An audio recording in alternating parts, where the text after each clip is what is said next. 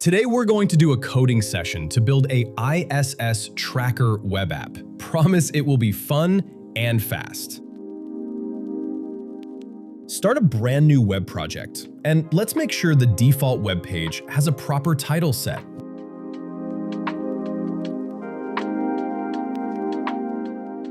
Now, let's drop a map viewer control from the library onto the page.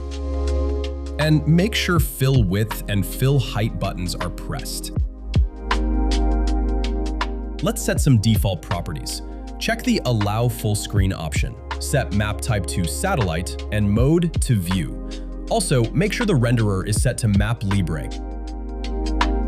Now it's time to add our second control, a web timer. I've set mine to run every 10 seconds. You can, however, set a different period for yours. Next, we will subclass a URL connection class and make it our own. That means adding a class and setting its super to URL connection.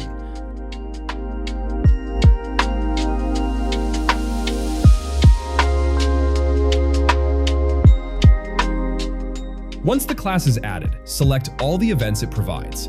I'm doing this to block the events from showing up later when we're going to actually use the class. In the content received event, we'll use the following code that handles the JSON we receive from the API server that provides the location data.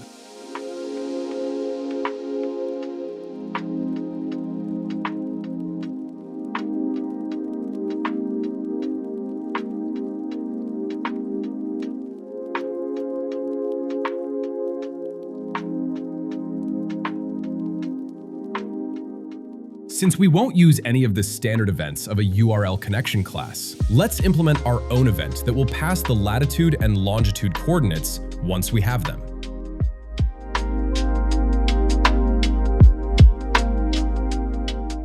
Oh, and let's not forget to actually raise our custom event. We're pretty much 80% done. We just need to add our class to the web page we have. Name it as you wish. Now, let's use the location received event. Remember, this event provides the coordinates we need to place the ISS pin on the map.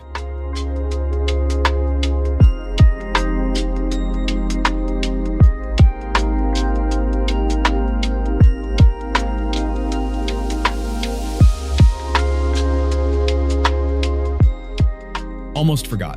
Our class needs a method that gets called to retrieve fresh data location. Let's implement it now by adding a method called update. Quick question, do you use the description field in your projects? Back to the method code. Here, we define the API server URL and we call it. The server's response will be handled by the content received event.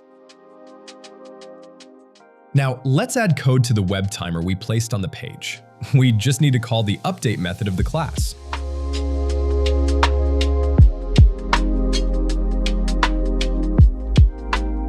We should also add a call in the shown event of the page, or else we will have to wait until the timer does its job.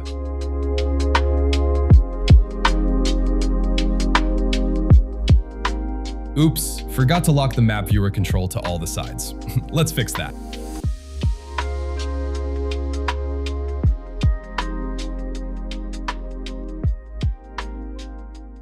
And project done.